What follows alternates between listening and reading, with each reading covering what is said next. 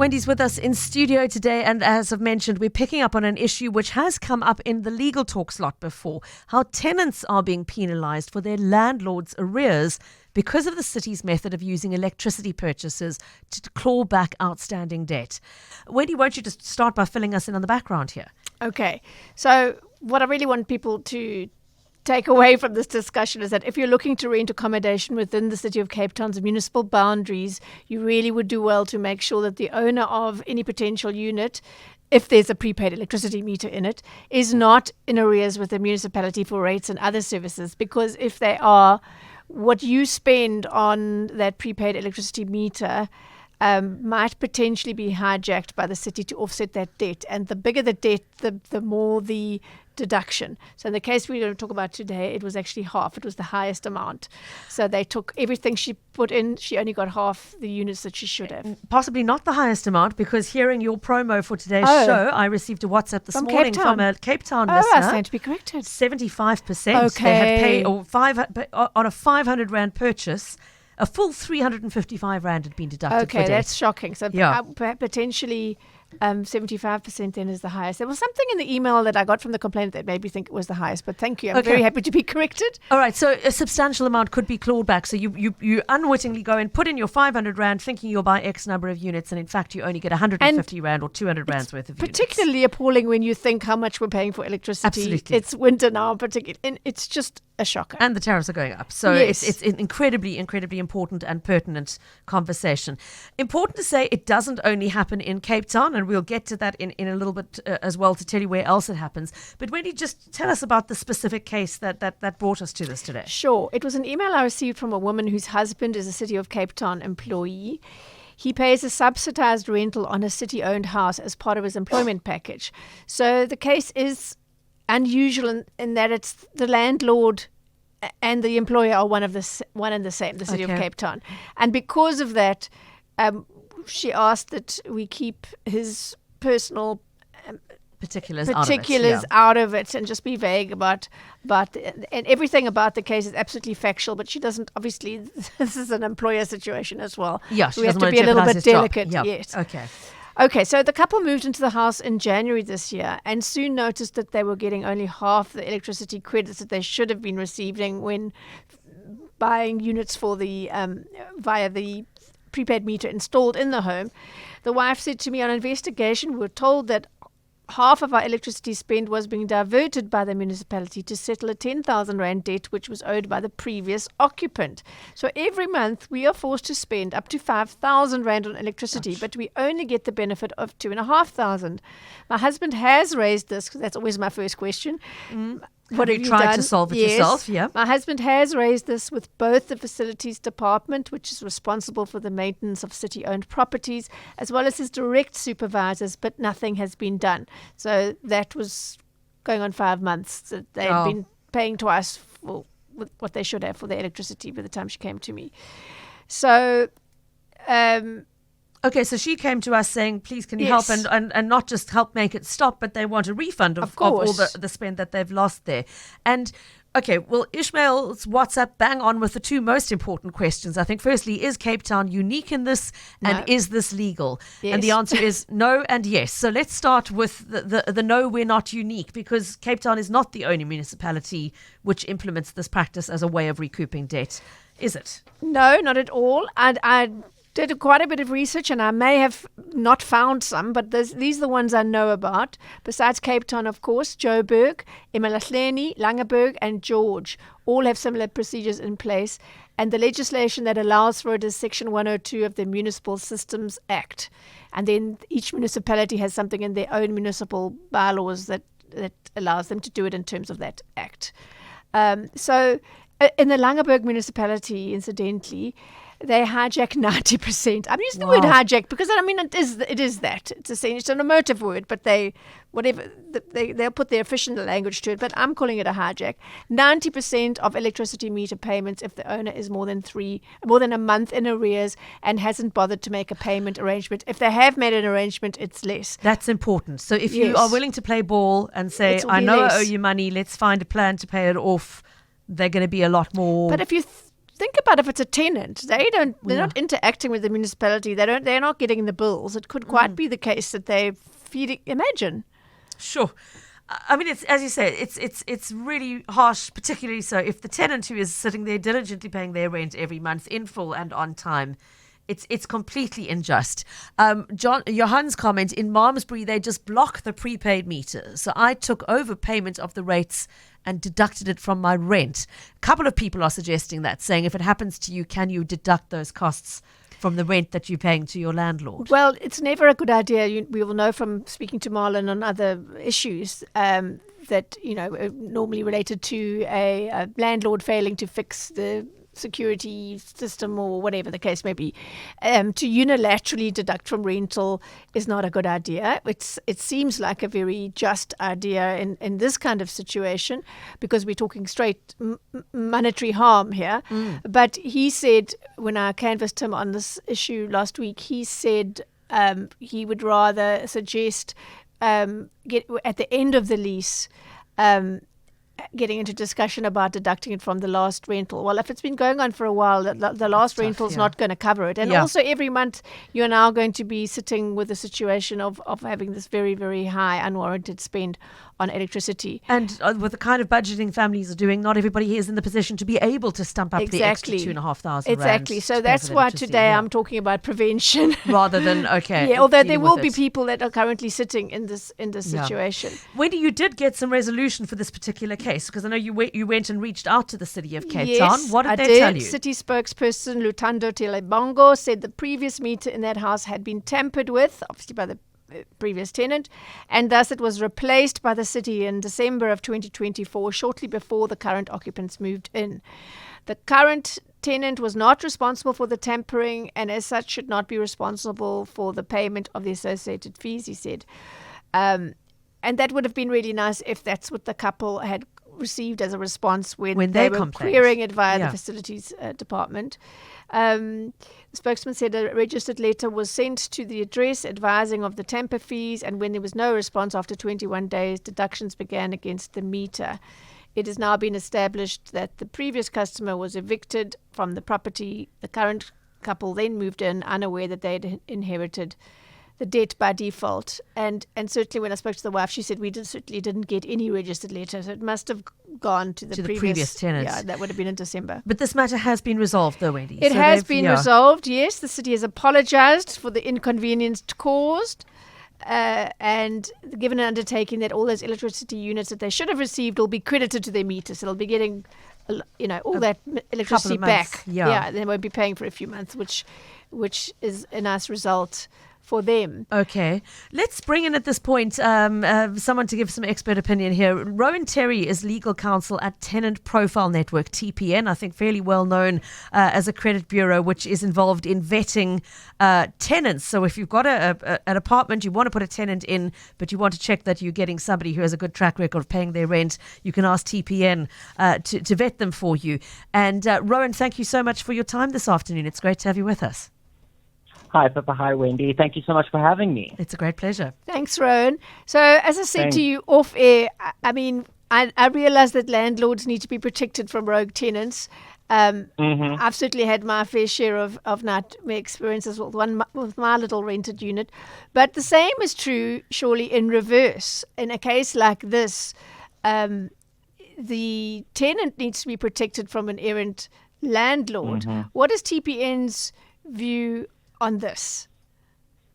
Okay, so look, one of our biggest things at TPN that we say is for a landlord is to do their prior vetting, do their FICA, make sure they are getting the bank statements, understanding that their tenants can pay the rental. However, why can't tenants do this as well? And it's definitely something that we recommend. Okay. So what they can do in their vetting is specifically relating to this type of topic is to request proof of paid up municipality accounts and then also proof of paid up bond payments as well, because that's another issue that comes up, that the landlord's taking the rental, not paying his bond, and then all of a sudden the sheriff is coming to evict the tenants from the property because the house has been repossessed. Yeah. So we definitely recommend vetting for tenants as well. Rowan, as a matter of interest, have you ever had somebody ask for that sort of information and have a landlord say, well, I won't have you if you're demanding that information of me? Does it prejudice them at all to be asking for that? Because I think a lot of people are so desperate to find a rental that Especially they're worried in that they Cape Town. might prejudice their chance of Yes. getting the place if they ask those questions. Yes. So that is the biggest issue. I think a lot of the times when tenants request this, a lot of landlords and estate agents immediately go to, you're not legally entitled to that information, which there is no legislation or regulation that says prior to a rental, a tenant is entitled to all of this documentation. However, just as much as tenants want the property, landlords also want to have that stable income each month. So we always say to them, yes, in an effort to bring the lease agreement to a conclusion, definitely provide those. But again, I understand that there is a difficulty in the rental market for people to try and find properties. But we recommend, if a landlord's saying, no, I don't want to give this to you, that should already pose a major red flag. Yeah. Major red flag. And if they're desperate to get the property and they're tackling whether or not to do it, I always say it might give you a bit more time to have to go find a property, but it's going to save you so much time and money to avoid this kind of issue later on. Yeah, I was actually just listening to our sister station 947 in Joburg this morning. There was a promo about, the show host Anele tweeted about somebody confiscating a tenant's property for not paying rent. And I listened in, and somebody called in to say, when she was a tenant in a previous unit, she had some of her belongings attached by a sheriff of the court in settlement of home loan arrears that were owed by her landlord. She got them back later, but I thought this ties in very nicely with your advice that don't just check municipal payments, but bond payments as well, for not just the unit being sold out, but maybe coming and attaching some of your belongings. It seems pretty outrageous to me, surely. So the sheriff not exercising any discretion. This was the address, and I'm going to take these items. Sure. Yes. So that's the other issue with it, is that the sheriff will arrive. He doesn't obviously understand. He struggles to take the word of the tenant that it's their property and not the landlord's property. So they'll do the attachment. And the issue with that is that in order for the tenant to be able to prove that it's their property, it's not a thing of just giving an invoice or a receipt to the sheriff. There's actually an interpleader process in court where the tenant now has to go to court, get a magistrate to sit there and say, actually, I am very happy that these assets belong to you and they're no longer under attachment. So there again, this tenant is going to have to incur legal costs because it's the magistrate's court that you have to approach. There's no other forum to assist, such as the Rental Housing Tribunal. So again, definitely on bond repayments, we recommend to also just have that prior vetting. Okay. So given what we know about the city's collection policy, are property rental agents not obliged? Should this not be part of their responsibility in municipalities that have this clawback system that prejudices tenants? Should the obligation not be on them to check and make sure that their clients are not about to saddle an unsuspecting new tenants with their municipal debts, or the repercussions of the furniture being attached, etc. So instead of putting the onus on the would-be tenant, which can be quite prejudicing if there's a big demand for properties, as there invariably is in Cape Town, Greater Cape Town, surely that would solve the problem if there was. I'm putting you on the spot here, but to me that seems like the fairest thing to happen, to put the onus on the agents to make sure that that's in place. So again, it's a whole thing around fairness and also mitigation of disputes later on, especially when agents are meant to take on landlords. They do their own vetting prior. They are obligated in terms of FICA to FICA those landlords and get all of that. And again, it's not recommended that they take on owners who are in major debts, because that's only going to lead to further problems. However, it is obviously recommended that agents are only taking on compliant people who are paying their bills, making sure all the all the funds that need to be paid are being paid, so that both part of tenant that. and landlord are protected. Okay. So then technically we shouldn't be having any of this happening, but it is happening. It still happens, yeah. and it's something that's incredibly common. It's a lot of the queries we get at TPN, as well as also something is prepaid meter companies who actually allocate any debt on the tenant towards the prepaid meters as well, which is regarded as a form of spoliation. Yes. Which is the major problem with this whole thing, is that spoliation is the legal principle where it's an unjustified deprivation of one's full use and enjoyment of their property. So here we can't say that the municipality is spoliating the tenants, because they're entitled to, in terms of, just like you said, Section 102 of the Municipal Systems Act. Yes, However, it's quite a if a landlord- contradiction. Yeah. Yes. No, I understand, but it is a very, very common issue that we do experience at TPN. Okay. Rowan Terry, thank you so much for your time this afternoon. Legal counsel at TPN, which is Tenant Profile Network. Wendy, I know you sought a couple of other legal opinions, and you got Yes. some quite interesting and consistent, very much with what Rowan's already Yes. said. But just to emphasize, won't you share with us what those other lawyers told you? Okay, so I spoke to Marlon Chevelu, who is well known to regular listeners of the show. He's a rental property specialist attorney, and he agrees with Rowan. And he made another point about bond payments.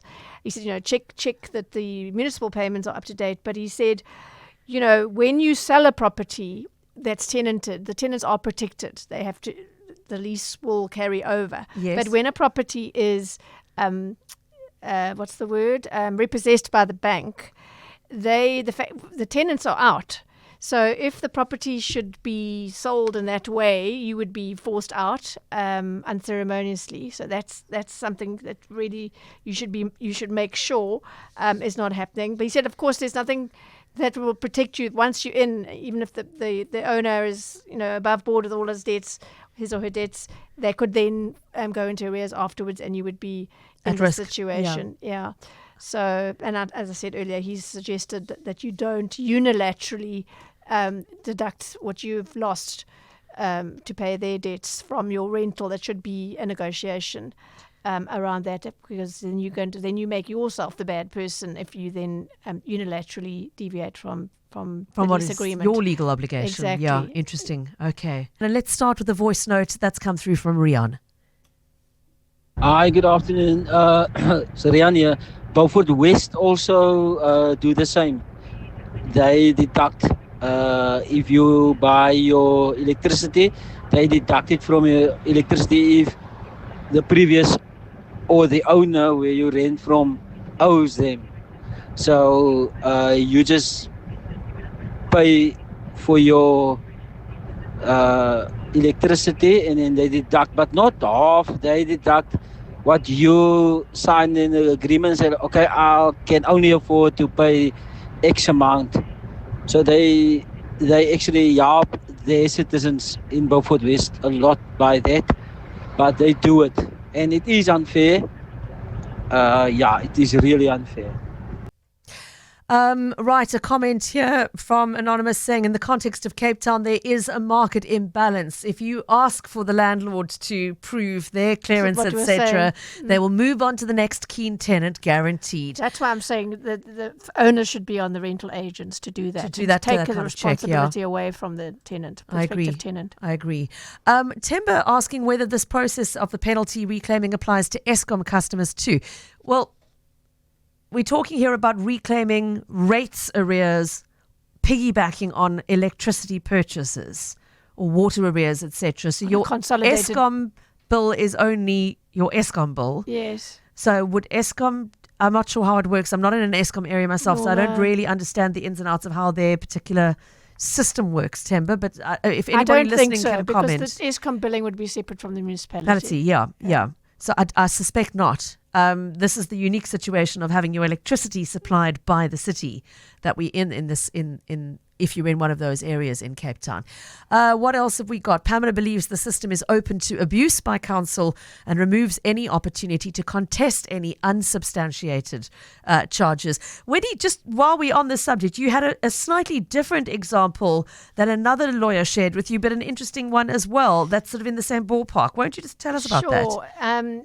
I read an article on Van Deventer's law firm, Cape Town and Joburg, on their website about this issue of the tenants being prejudiced. And then I sought some more information. And Alexandra Clayton, who is a conveyancing attorney with Van Deventer Attorneys in Cape Town office, she told me that the firm had dealt with a case where they were representing a buyer, right? The buyer took early occupation and he wasn't able to get the full benefit of the electricity they had paid for via the meter because a portion of their payment was being allocated towards the seller's debts.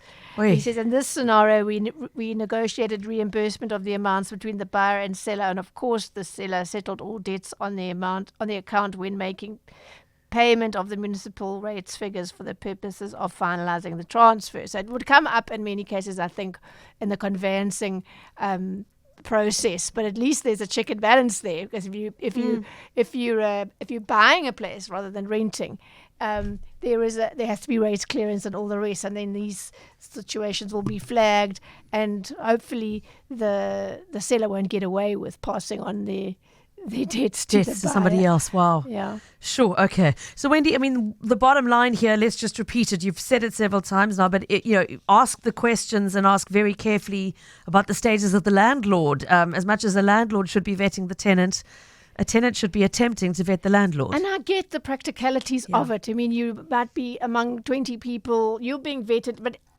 and you don't want to push back and say, well, I want proof, because you know that they're just going to pass you over and give it to somebody else. But it's a very, very unfair situation, and you could be setting yourself up for, very, very high electricity costs, and very difficult to sort that out. I was able to go to the city of Cape Town on this, but that was an unusual situation where the landlord was the city, and who feel responsible and needed to be accountable to us on behalf of the public. But that's not going to happen in a private situation. So I'm pushing for, let's normalize making it the agent's responsibility to make sure that is the case. If they go, I know they're paid by the landlord, but if they vetting the tenant to make sure you're an upstanding person, that you're going to pay your rent on time, you're not going to trash the place and all the rest. Why foist upon that lovely tenant the risk of an owner who has not done their duty, etc. Yeah. Okay, thank you so much. And Kathy, thanks for your question. Just to say, one or two people sending more general legal rental queries through, and I'm keeping all of those aside. Marlon Chevalier is back for his usual legal rental issues segment with us on the 23rd of June with Sarah Jane King, who'll be standing in for me that week. So we will put all of those questions aside and put them to Marlon, who is the expert in this field. I don't want us to get too far diverted away from the consumer aspects Wendy's tackled today. So thanks, and we'll keep those aside for Marlon's next segment on the 23rd.